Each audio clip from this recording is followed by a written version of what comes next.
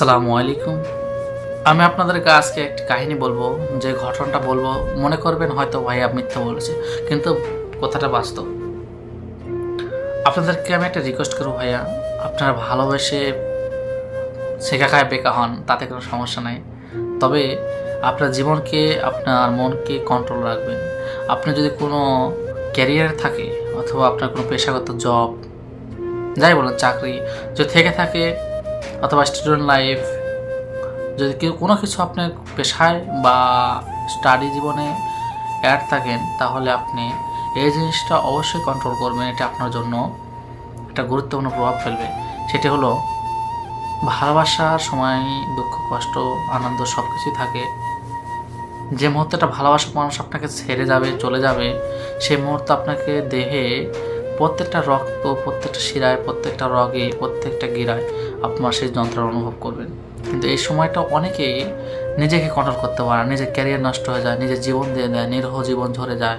তো আমি চাই আমার যে সকল ভাইয়েরা এই সকল সমস্যায় পড়েছেন, তারা আপনার জীবনকে সেফটি রেখে তারপরে যাবতীয় সব কিছু করবেন। মনে রাখবেন, সবসময় নিরহ জীবনকে ঝরে ফেলা, ক্যারিয়ার নষ্ট করা, এটি কখনো ঠিক না। এটি ভালোবাসার মধ্যে পড়ে না। ভালোবাসা এক সাইড, আপনার ক্যারিয়ার আরেক সাইড।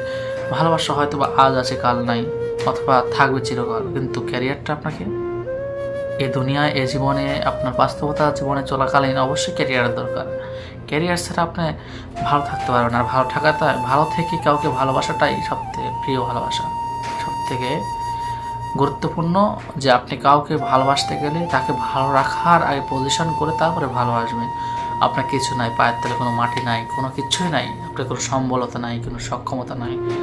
এতে আপনি কষ্টে আপনার নিরহ প্রাণ, আপনার স্টাডি জীবন, লাইফ, ক্যারিয়ার সব কিছু ধ্বংস করে দেবেন। এতে কোনো লাভ হয় না। আপনি আমাকে দেখেন। আমার জীবনে একটা ভালোবাসা ছিল। সে যখন ভালোবেসেছিল, তার সাথে যখন আমার চলমান সম্পর্ক, তখন আমাকে অনেক ভালো লাগছিল। প্রতিদিন সময় মতো কথা বলে সে আমার টেক কেয়ার নেয়। আমার চাকরি জীবন, আমার সব কিছুই ভালো চলতো। কিন্তু যখন সে ব্রেকআপ করলো, যখন সে আমার ছেড়ে চলে গেল, সেই মুহূর্তে আমি আমার ক্যারিয়ারটা ছাড়িনি। তখন আমি মনে চাইছিলাম যে আমি ছেড়ে দেবো সব কিছু, কিন্তু না, মনে আরেকবার ভাবলাম সে যে চলে যাওয়ার সে তো চলে গেছে, কাউরে তার জোর করে ধরে রাখা যায় না। তো আমি আমার ক্যারিয়ারে ফোকাস করলাম। তো আলহামদুলিল্লাহ এখন সব কিছু ভুলে গেছি। তো ক্যারিয়ারে যখন ফোকাস দেবেন, এই টাইমে ফোকাস দিলে আপনার ক্যারিয়ারটা আরও উন্নত হবে।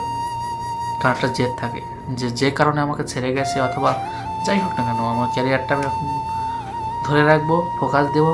ইনশাল্লাহ তার থেকে অনেক বড় মাপের হবো। আর তার থেকে একটা ভালো, সুন্দর, মার্জিত, সুজ্ঞান, সুন্দর একটা ভালো একটা মেয়ে পাবো ইনশাল্লাহ।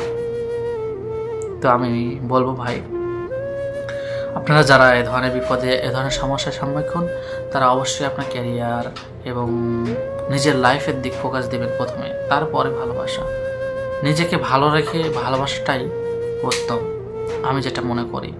যদি ভিডিওটা ভালো লাগে থাকে, যদি আপনার উপকারে এসে থাকে, অবশ্যই চ্যানেলটি সাবস্ক্রাইব করবেন এবং পাশে থাকা বেল আইকনটি ক্লিক করে নোটিফিকেশন অন করে দেবেন। এতে করে আপনারা আমার নতুন ভিডিও সবসময় সবার আগে পাবেন। ধন্যবাদ।